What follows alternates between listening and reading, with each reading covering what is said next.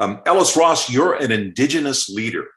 You're from Kitimat, former chief counselor of the Haisla First Nation. Tell us what this cancel culture means to you. What do you think about the talk that we're seeing about British Columbia should change its name, or even Victoria should change its name because somehow that's all linked to a past that's colonialist and a settler culture? Well, overall, I don't believe in that sentiment. I don't believe in that narrative.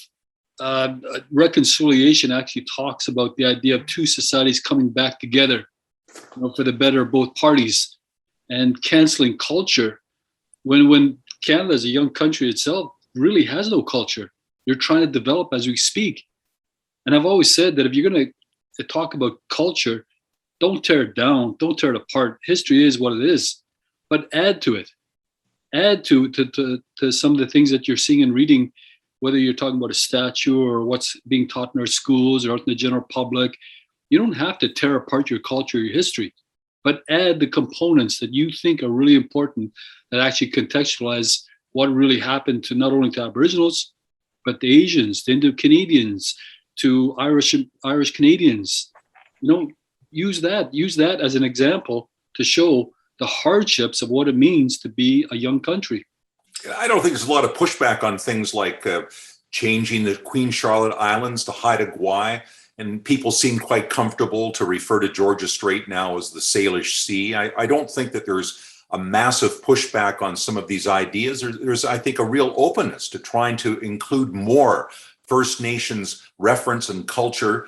And I think people then feel somehow that they're being accused as a society about some bad things that did happen in the past that we really can't control at this point.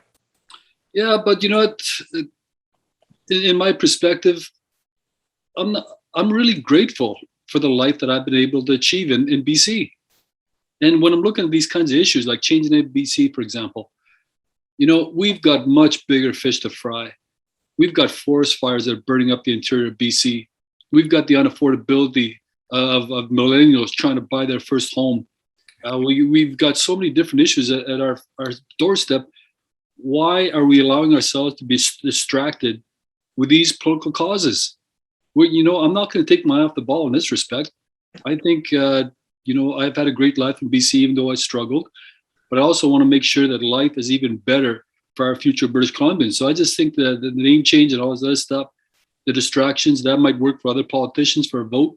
I will not go down that road.